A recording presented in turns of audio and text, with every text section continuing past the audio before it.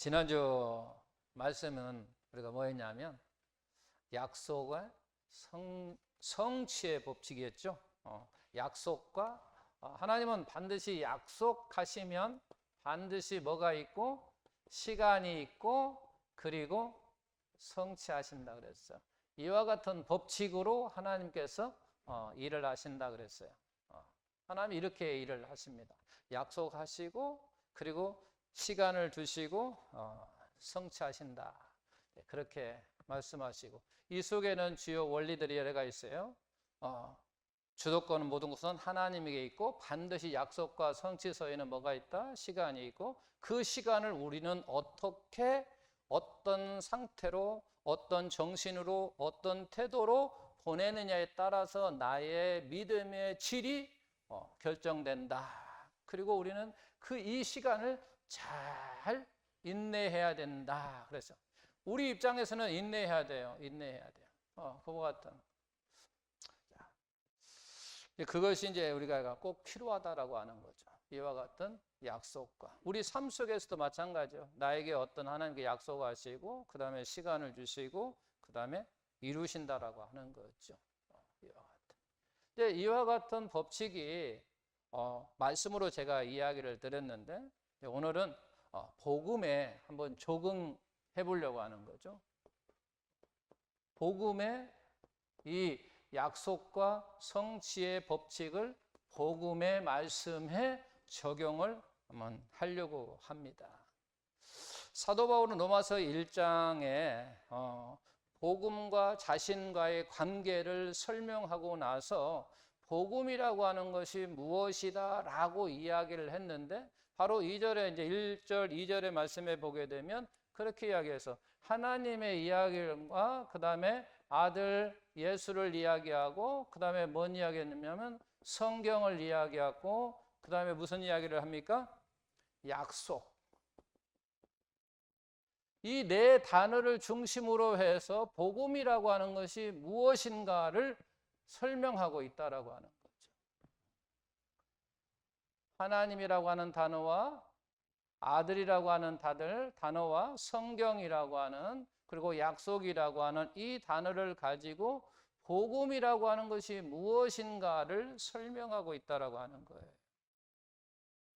이게 복음은 뭐냐라고 이야기할 때 하나님께서 하셨다 그런 얘기예요. 복음이라고 하는 게 뭐냐? 하나님께서 하셨다. 어떻게? 그의 아들을 통해서 그 아들을 통해서 하나님께서 복음의 일을 하셨는데 하나님의 일을 하셨는데 누구를 통해서? 아들을 통해서. 그리고 그와 같은 모든 것이 성경에 기록되어 있다 그런 얘기죠. 그러면서 그와 같은 것은 약속으로 되어 있다라고 그렇게 이야기를 하면서 반드시 성취하신 사건임을 말씀하고 있어요. 이게 복음이라고 하는 건 뭐냐? 하나님께 하신 일이다라고 하는 거죠. 그의 아들은 누구냐? 바로 예수 그리스도다라고 하는 거죠. 그래서 그와 같은 모든 것이 성경에 기록되어 있고 그리고 하나님께서 하신 약속을 성취하셨다라고 하는 거죠. 그러니까 하나님께서 약속하셨어요. 하나님께서 약속하셨어요. 그리고 시간이 흘러서 성취하셨다라고 하는 거예요. 이와 같은 것을 우리는 뭐라고 이야기하냐면 신실하신 하나님이라고 이야기를 합니다. 무슨 하나님? 신실하신 하나님이라고 이야기한다는 거죠. 약속하시고 반드시 이루신다는 거죠. 반드시 이루신다, 성취하신다라고 하는 그와 같은 이와 같은 것이 바로 신실하신 하나님을 나타나는 것, 표현하는 거다는 얘기죠. 이게 결국은 신실하다라는 얘기는 거짓이 없다 그런 거죠. 거짓이 없다. 우리의 삶 속에 우리는 거짓이 있지만 하나님은 거짓이 없다. 약속하셨으면 말씀하셨으면 반드시 그 시간에 따라서 하나님의 시간에 맞춰서 반드시 이루신다라고 하는 거죠. 반드시 성취하신다라고 하는 거예요. 우리는 복음을 통해서 약속을 지키시는 하나님을 우리는 볼 수 있어야 된다라고 하는 거죠. 이와 같은 속에서 복음이라고 하는 것은 하나님과 아들과 성경이 기록된 대로 약속한 대로 오셨다라고 하는 성취요. 이와 같은 말씀을 통해서 우리는 하나님의 어떤 하나님을, 신실하신 하나님을 우리는 보아야 되고 깨달아야 되고 우리는 경험해야 된다고 하는 거죠. 신실하신 하나님을 우리는 보아야 된다는 얘기죠. 이와 같이 역사하는 것을 우리가 보아야 된다고 하는, 그것을 내가 알아야 된다는 얘기가, 깨달아야 된다는 얘기죠. 왜냐하면 그것을 깨달은 사람만이 그의 믿음과 순종으로 응답하시기 때문에 그러는 거죠.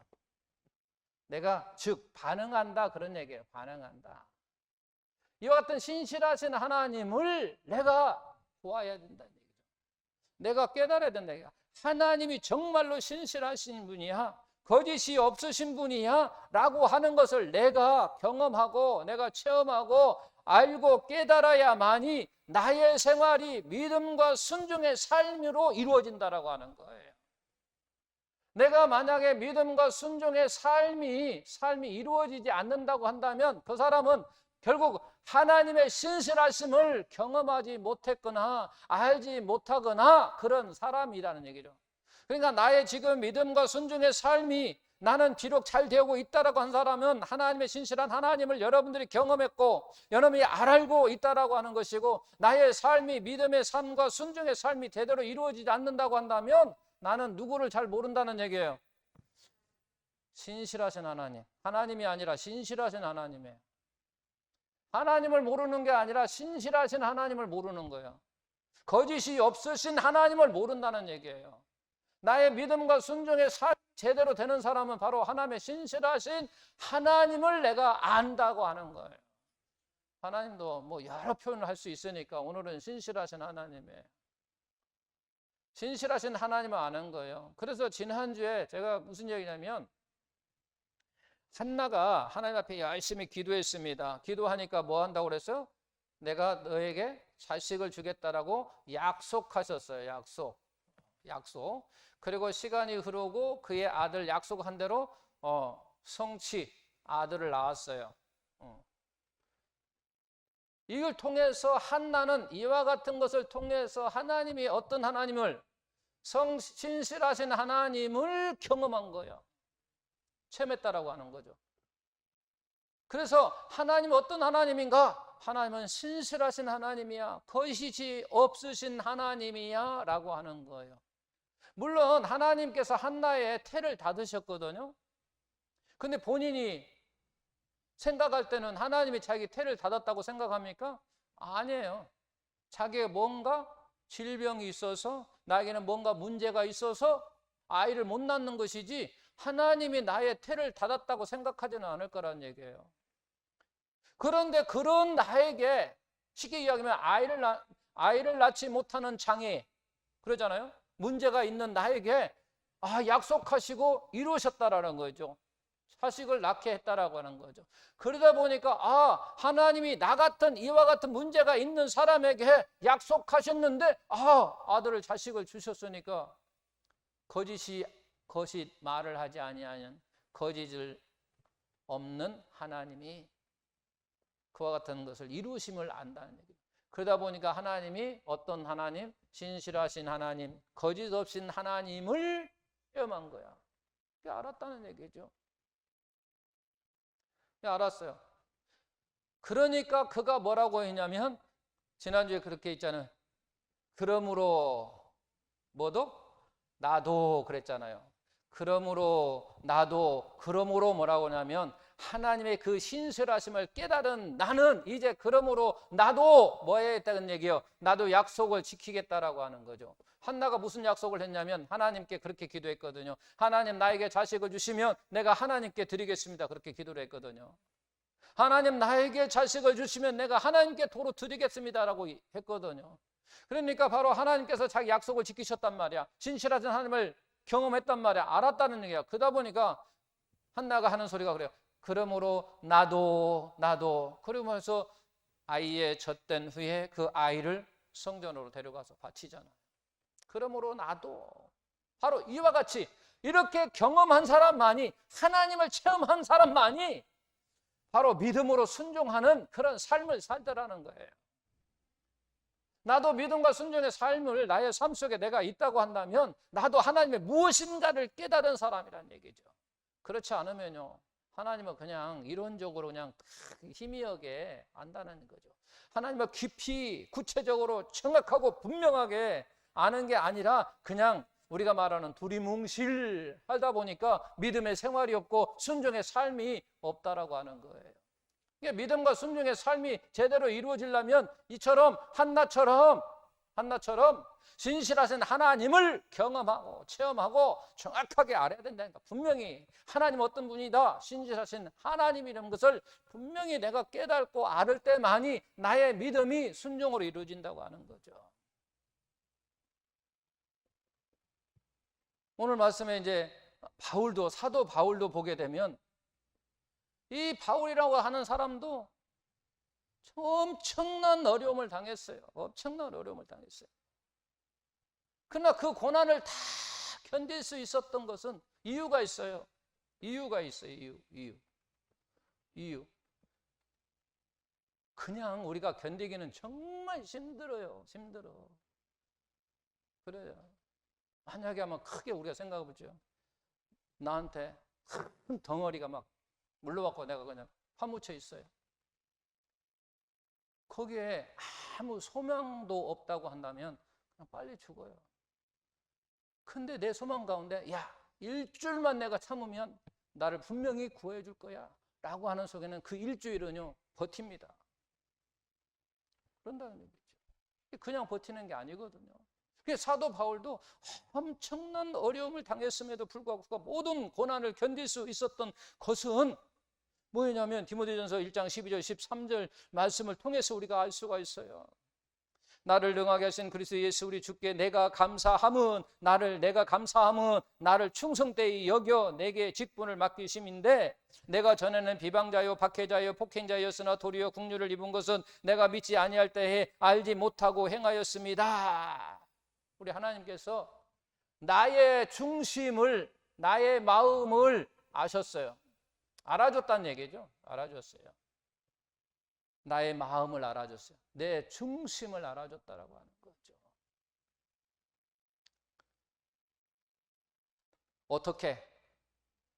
네가 나를 그렇게 대적하고 네가 나를 그렇게 핍박하고 공격했던 것은 네가 알지 못해서 그래. 너는 나를 알았다면 절대로 그런 사람이 아니야. 네가 그런 것은 네가 몰라서 그래. 몰라서. 네가 알았다면 그럴 수가 없는 사람이라는 것을 내가 알아. 그런 거죠. 우리가 어떤 사람들 우리가 삶 속에서 보잖아요. 어떤 사람 내가 뭔 실수를 했어. 실수를 했으면 어떤 사람이 딱 그런 거야. 저 사람은 저거 실수야. 내가 알아. 저 사람이 알았다면 절대로 그런 일을 할 사람이 아니야. 내가 보증할게. 그러잖아요. 그럴 때 그 사람을 하면 우리는 얼마나 고맙습니까? 나를 알아주는 거잖아요. 나를 인정해 주는 거잖아요. 내 마음을 인정해 줄 때 얼마나 고맙고 감사합니까? 그런 거잖아요. 어떻게 보면 생명과 은인과 같은 사람이잖아요. 나를 알아줄 때, 나의 중심을 알아줄 때, 우리 남자들도 그러잖아요. 내 마음을 알아줄 때 뭐 한다고요? 충성한다고 하잖아요. 충성한다고. 직장 생활할 때도요. 상급자가 나를 정말로 알아줄 때 충성을 다하고 싶어요. 내가 좀 힘이 들고 어려워도 다 충성하고 싶어요. 정말로 내 마음을 알아줄 때 그런단 말이에요. 그런데 내 마음을 알아주지 않으면요, 그렇게 충성스러운 마음이 내 마음에서 있지가 않아요. 지금 사도 바울은 내 마음을 알아준 하나님의 그렇게 모든 것에 충성할 수 있었던 것은 그 하나님께서 나를 알아줬다라고 하는 거예요. 알아줬다. 나를 인정해줬다는 거죠. 내 깊은 마음을 알았다는 거죠. 어떻게? 네가 전에는 비방자고 박해자였고 폭행자였다. 나를 정말로 핍박했다. 그렇지만 내가 알아. 네가 몰라서 그랬다는 것을. 네가 알았다 하면 절대로 그럴 사도 바울이 아니라는 걸 내가 알아. 하나님이 안 거예요. 그걸 알고 난 바울이 그 모든 고전 속에, 고난 속에, 핍박 속에, 어려움 속에, 고통 속에 죽을 고비를 넘기가면서도 다 할 수 있던, 오로지 하나님께 충성할 수 있었던 것은 그 하나님을 자기를 먼저 알아줬다기 때문에. 자기를 먼저 알아줬어요. 그래서 바로 충성할 수 있었다는 거죠. 그러니까 결국 무슨 얘기를 제가 지금 하고 있어요? 내가 하나님 앞에 믿음과 순종의 삶을 살 수 있는 것은 결국은 하나님의 무엇인가를 내가 깨달을 때, 내가 알을 때, 경험이든지 체험할 때 그게 나온다는 거예요. 한나도 그러므로 나도 자식을 하나님 앞에 다시 드릴 수 있다는 얘기예요. 한번 생각해 보십시오. 자식을 못 낳다가 자식 하나 얻었는데 그 자식을 하나님께 또 드린다고 하는 게 그게 쉬운 일이겠냐는 얘기죠. 움켜쥐는 거죠. 하나님 감사합니다 하고 그냥 매일 그냥 안고 그냥 쪽쪽 빨고 말이야. 우리 뭐 그냥 그러잖아요. 우리 손주 막 기뻐갖고 막 하는 것처럼. 근데 그 손주 하나를 만약 드린다고 하더라도 드릴 수 없어요. 그런데 드릴 수 있었던 건 뭐냐면 먼저 하나님께서 보여주신 거예요. 내가 얼마나 신실하신가. 거짓이 없는 하나님을 그에게 보여주시니까 그러므로 나도 드릴 수 있네. 그래서 드렸어요. 드리고 나니까 나중에는요 3남 2녀의 자녀를 주어버렸어요. 하나님이 그냥 더 그냥 큰 축복으로 그냥 만약에 한 사람 그 움켜쥐고 있었다고 한다면 아마 그냥 그것으로 만족할 수 있었을 거예요. 우리 어른들 종종 제가 그러는데 아이들한테 제가 막 그래요. 뭐 먹고 있으면 야 하나 달라고 그래요. 일부러 그래요. 일부러 달라고. 움켜쥐나 안 지나 내가 별로. 움켜쥐면요 괜히 미워요. 내가 테스트 했는데도 미워. 하나 주면요 참 이뻐요. 더 큰 거 주고 싶잖아요. 그 마음이에요. 우리 하나님이 딱 그거예요. 더 큰 거 주고 싶은 거. 그래서 우리는 믿음과 순종의 삶이 나의 삶 속에 우리가 이루어지려면 우리가 하나님을 경험하는 거, 참 체험하는 거 아주 중요한 거예요. 그래서 우리가 사실은 이렇게 오래 믿은 사람들은 뭔가 하나님의 어떤 능력, 하나님의 기적, 놀라운 이들을 체험하기가 그렇게 쉽지 않아요. 왜? 이미 그 사람은 하나님이 애를 들자면 발로 탁 차도요.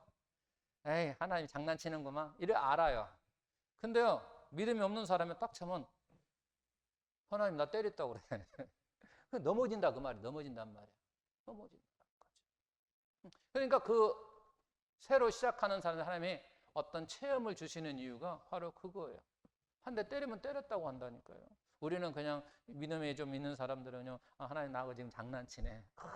좋은 관계잖아요. 장난친다는 건 얼마나 좋은 관계입니까? 아무하고 우리가 장난칩니까? 그건 아니잖아요. 그런다는 얘기죠. 그래서 우리가 믿음과 이와 같은 순종의 삶을 우리가 있으려면 하나님의 놀라우신 이와 같은 신실하신 하나님을 보아 우리가 하나님을 깨달아 우리 삶이 변화의 삶이 이루어지는 거죠. 한나의 변화의 삶이 이루어졌잖아요. 하나님 변화의 삶 하나님께 드리는. 그러면서 이와 같은 모든 것이 뭐였다는 거예요? 이와 같은 것이 모든 것이 복음이 뭐에 성경에 뭐했다? 기록되어 있다 그런 얘기예요. 지금 기록되어 있다라고 말씀하시는 거죠. 성경은 바로 바울이 복음을 설명할 때 언급했던 아주 중요한 요소 중에 하나로서 바로 하나님께서 하신 약속을 선지자를 통하여 성경에 기록하셨다라고 하는 거죠. 그리고 그 기록된 성경을 우리에게 주셨어요. 자, 우리가 아까 본문 읽었었죠. 사도행전 28장 23절을 보게 되면 그렇게 나와요. 그들이 날짜를 정하고 그가 유숙하는 집에 많이 오니 바울이 아침부터 저녁까지 강론하여 무엇을? 하나님의 나라를 증언하는데 무엇으로 증언한 거예요? 모세의 율법과 선지자의 말을 가지고 예수에 대해서 권했다라고 하는 것. 모세의 율법과 선지자의 말이라고 하는 건 뭐예요? 다른지 하면 성경이에요. 성경을 이야기하는 거예요. 또 사도행전 18장도 보게 되면 아볼로도 무엇으로 하는가 보십시오. 바울은 무엇으로 했어요 지금? 모세의 율법과 선지자의 말. 쉽게 얘기하면 성경으로. 바울도 사역하는데 어떻게 사역하는가 보십시오. 아볼로가 27, 28절 아가야로 건너가고자 함으로 형제들이 그를 격려하며 제자들에게 편지를 써 영접하라 하였더니 그가 감에 은혜로 말미암아 믿는 자들에게 많은 유익을 주니 이는 무엇으로? 성경으로서 예수는 그리스도라 증언하여 공중 앞에 힘있게 유대인들의 말을 이기미르라 라고 얘기해요. 그러니까 바울과 아볼로가 사역할 때 결국은 무엇으로? 성경으로 이렇게 말씀하셨다고 하는 거죠. 성경으로. 저도 지금 성경에 기록된 말씀을 가지고 여러분들에게 설명하고 있는 거예요. 또 기록은 되어 있지만 제가 몇 군데를 읽겠습니다. 누가복음 7장 19절에는 이렇게 나와 있어요. 이 말씀은 기록되어 있구나. 누가복음 7장 19절에 보게 되면 22절 보게 되면 그래 요한이 감옥에 갇혀 있을 때에 예수님의 소문을 들어요. 예수님의 소문을 듣니까 그분이 메시아인가 아니면 우리가 다른 사람을 기다려야 되는가 해가지고 요한이 제자를 통해서 예수님께 보내거든요. 오실 이가 당신입니까? 메시아로 우리가 지금 기다리고 있는 사람이 당신이 맞습니까? 라고 가서 한번 질문을 해봐라 라고 이야기를 하는 거예요. 그러니까 예수님께서 대답을 하는데 무엇으로 대답하느냐? 성경으로 대답합니다. 성경으로. 그냥 간단하게 맞아.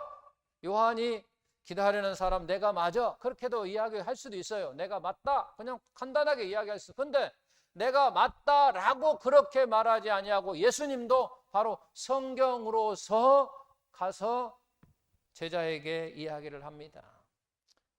자, 예수께서 대답하여 이르시되 너희가 가서 보고 들은 것을 요한에게 알리되 맹인이 보며 못 걷는 사람이 걸으며 나병한 자가 깨끗함을 받으며 기먹은 사람이 들으며 죽은 자가 살아나며 가난한 자에게 복음을 전파한다고 가서 그렇게 전해라 그런 얘기예요.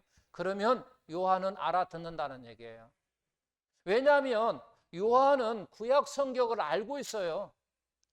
즉 이사야 35장 6절 내용 말씀을 요한은 알고 있다라고 하는 거예요. 왜냐하면 그가 오실 때 이와 같은 일을 할 거라고 하는 것을 이미 요한은 알고 있다라고 하는 거예요.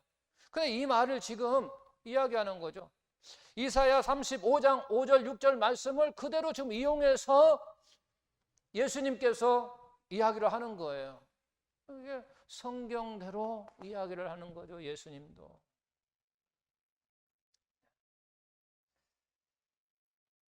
그래서 바로 복음도 약속의 성취라고 하는 사실을 말씀드리는 거죠. 복음도 약속의 성취다. 그런 거죠. 약속의 성취다. 이 말을 좀 더 자세하게 또 설명을 하겠습니다. 자, 창세기 3장 15절 보게 되면 나와 있습니다. 내가 너로 여자와 원수가 되게 하고 내 후손도 여자의 후손과 원수가 되게 하리니 여자의 후손은 내 머리를 상하게 할 것이요 너는 그의 발꿈치를 상하게 할 것이다. 이 말씀이 뭐냐면 바로 아담이 죄를 지었어요. 그 죄를 지으니까 하나님께 이 여자의 후손을 통해서 바로 그 죄인 인간을 구원하시겠다라고 약속하신 거예요. 그러니까 아담의 죄를 범함으로 말미암아 우리가 다 죽을 수밖에 없어요. 다 지옥에 갈 수밖에 없는 거예요. 그런데 하나님께서 여자의 후손으로 말미암아 내가 메시아를 너의 구원할 자를 보내주시겠다라고 약속하셨다라고 하는 거죠. 창세기 바로 3장 15절에 약속하셨어요. 그리고 그것이 구약이 지나고 신약에 와가지고 어디서 말씀하시냐면 갈라디아서 4장 4절 5절 말씀에 보면 때가 참에 하나님이 그 아들을 보내사 누구에게 나게 하셨다고? 여자에게 나게 하셨다는 얘기죠. 창세기 3장 15절에 누구를 후손으로? 여자로서부터 나게 하겠다라는 거예요. 여자의 후손으로 구원자가 있을 거라고 약속하셨다라고 하는 거죠. 그것이 바로 갈라디아서 4장 4, 5절에 말씀하셨다고 하는, 이제는 때가 참에 하나님께 그 약속을 지키셨다라고 하는 거죠. 이게 하나님께서 에덴 동산에 죄를 범한 아담을 찾아오셔서 여자의 후손을 통해서 구원하시겠다 약속하셨는데 그것이 바로 창세기 3장 15절 말씀이라고 하는 거죠. 그리고 시간이 흘러서 바로 하나님의 때가 참해 약속을 이루셨다. 성취하셨어요. 그분이 바로 예수님이라고 하는 거예요.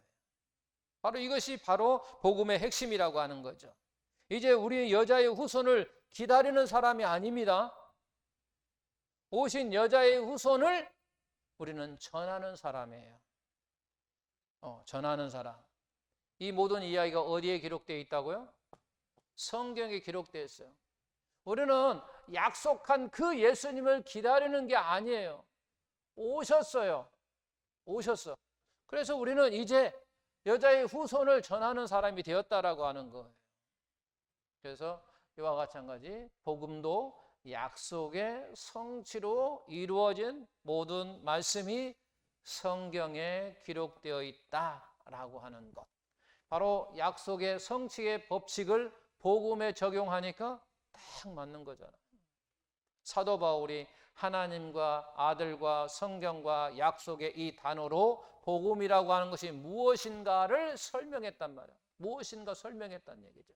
그 설명을 쭉 보니까 바로 약속과 성취의 법칙에 딱 들어맞는 말씀이라고 하는 거예요. 자, 이와 같은 이제 복음을 통해서 우리가 또 오순절 성령 강림에 대해서 잠깐 이야기할 수가 있어요. 하나님께서 우리에게 주신 가장 놀라운 두 가지 선물이 있다고 한다면 하나는 뭐냐면 바로 독생자 예수님을 우리에게 주신 거예요. 그리고 또 하나는 성령을 우리에게 보내주신 거예요. 그런데 중요한 것은 바로 하나님의 놀라운 두 선물이 다 약속과 성취의 같은 방식으로 같은 법칙으로 우리에게 주어졌다고 하는 거죠. 하나님의 독생자로 오신 것은 이미 우리가 이제 앞에 지금 보셨으니까 성령이 오신 것을 보게 되면 바로 성령도 약속하셨어요. 어디에? 구약성경 에스겔 바로 36장 26절 27절에 보게 되면 이렇게 나와 있어요. 또 새 영을 너희 속에 두고 새 마음을 너희에게 주되 너희 육신에서 굳은 마음을 제거하고 부드러운 마음을 줄 것이며 영을 너희 속에 두어 가지고 너희로 내 율례를 행하게 할 것이다 라고 약속하셨어요. 그러니까 오늘날 우리가 내 자신의 능력이 없고 힘이 없어서 우리가 할 수 있는 것은 우리가 율법을 지킬 수 있는 것은 뭐냐면 성령이 나를 도와줄 때만이 내가 율법을 지킬 수 있는 것이지 율법을 나를 도와주지 아니하면 성령이 나를 도와주지 아니하면 율법을 우리는 지킬 수가 없어요. 그러니까 그 성령이 우리를 굳은 마음도 부드럽게 하고 또 나에게 주신 말씀도 지킬 수 있게 한다라고 하는 거죠. 그게 바로 새 영, 성령을 이야기하고 있는데 그 성령이 구약을 또 에스겔 지나서 쭉 지나가지고 사도행전 2장 1절에 이루어지는 거예요. 오순절 날이 이미 이름에 다 같이 한 곳에 모였더니 호련히 하늘로부터 급하고 강한 바람이 같은 소리가 있어 그곳에 가득하더라. 그곳에 가득했다는 거죠. 성령이 임했다라고 하는 거죠. 약속하고 이루어졌다고 하는 거죠. 그러니까 성령도 약속하시고 이루어졌다라고 하는 거예요. 근데 어떤 사람은 기도했더니 성령이 임했다라고 보는 사람도 있어요. 사도행전 2장을 이렇게 해석하는 사람도 있어요. 기도해서. 왜냐하면 그들이 한 곳에 모여 기도하고 났더니 성령이 임했거든요. 그러니까 기도하고 성령이 임하니까 그 말씀대로 보게 되면 기도하니까 성령이 임했다 이렇게 해석이 되는 거예요. 그런데 이미 이렇게 에스겔서에서 약속하셨다고 하는 그것이 그들이 기도하고 그때가 바로 맞았어요. 그런데 그들이 기도를 그냥 했나요? 아니에요. 너희가 예루살렘을 떠나지 말고 기도하라고 이야기하셨어요. 예수님께 승천하시면서도 너희가 예루살렘을 떠나지 말고 몇 날이 되지 못하여 너에게 오신다라고 했거든. 그거 바로 성령이거든. 그래 그들이 다락방 모여서 기도했는데 그리고 성령이 임했다라고 하는 거죠. 그러다 보니까 기도했더니 성령이 임했다. 이렇게 만약 해석한다고 하면 오늘날 성령이 또 와야 돼요. 예를 들자면 오늘 우리가 이렇게 모여갖고 막 진짜 간절히 하나님께 기도하면 여기 성령이 막 임해야 되는 거죠. 아니에요. 이미 성령은 오셨어요. 그리고 우리 안에 이미 계신다고 하는 사실입니다. 성령이 우리가 기도한다고 해서 오시는 게 아니라 이미 오셨어요. 약속대로 오셨다라고 하는 거예요. 누가복음 24장 49절에도 볼지어다 내가 내 아버지께 약속하신 것을 너에게 보내리니 그렇게 말씀하고 있고, 사도행전 1장 4절에 보게 되면 사도와 함께 모이사 그들에게 분부하여 이르시되 예루살렘을 떠나지 말고 내게 들은 바 아버지께 약속하신 것을 너희가 기다리라 라고 말씀하셨고, 사도행전 2장 33절에 보게 되면 하나님의 오른손으로 예수를 높이심에 그가 약속하신 성령을 아버지께서 받아서 너희가 보고 들은 이것을 부어주셨다라고 말씀하고 있다.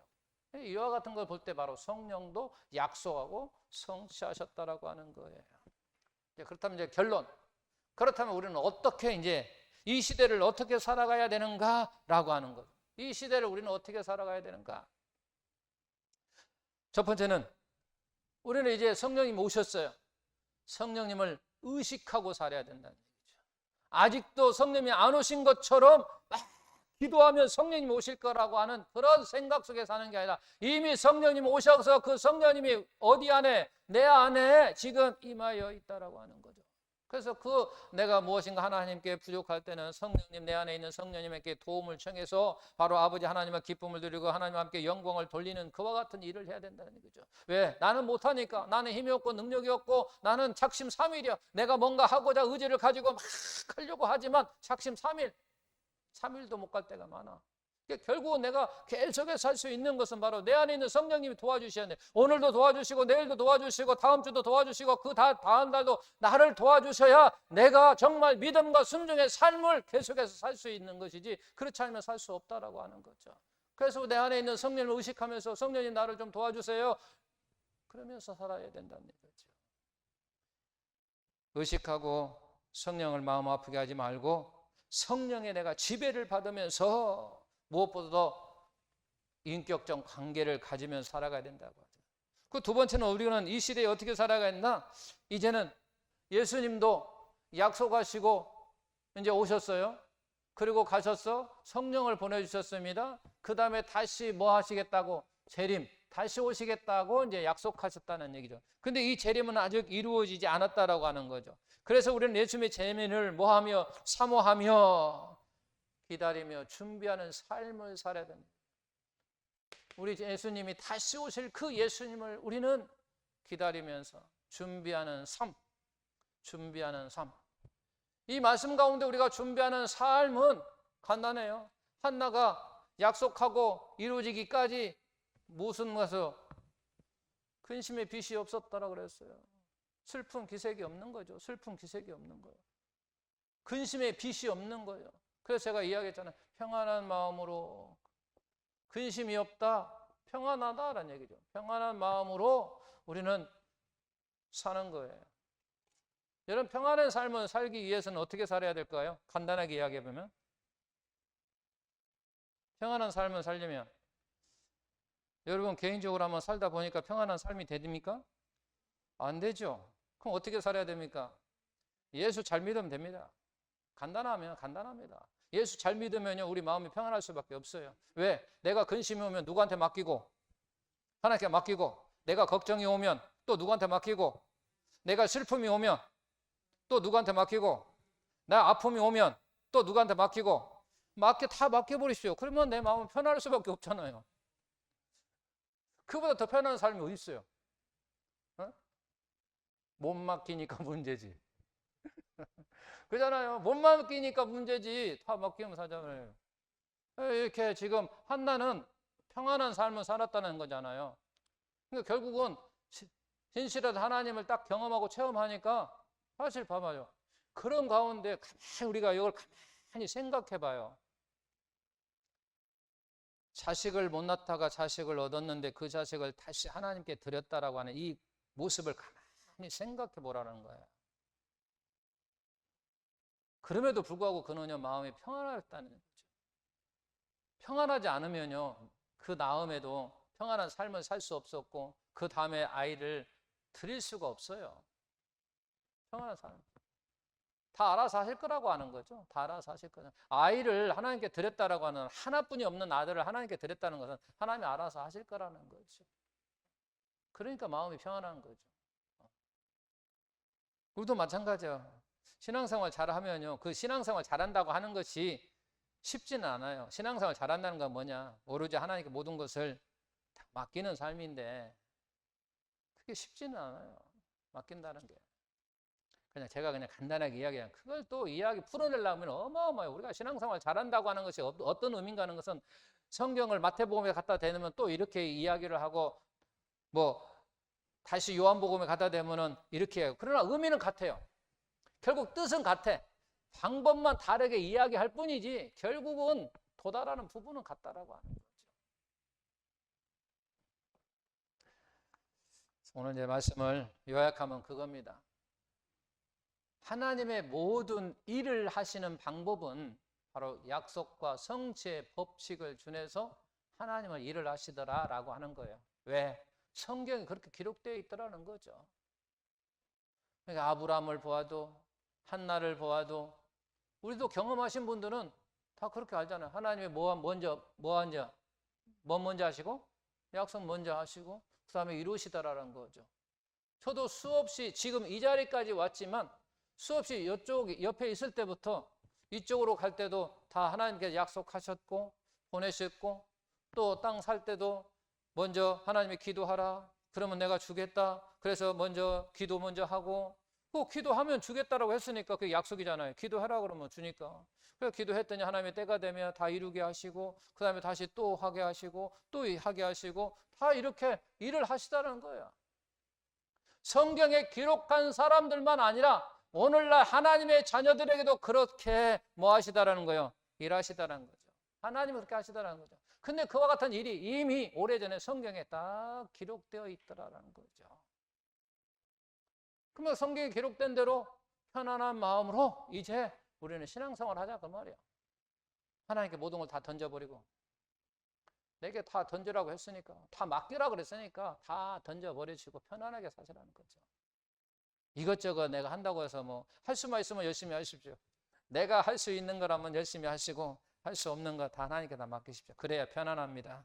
그런 신앙생활이 사시고 더욱더 우리 마음이 편안하고 우리의 삶이 기쁨이 있고 행복한 그런 삶이 되기를 예수님의 이름으로 축원드립니다.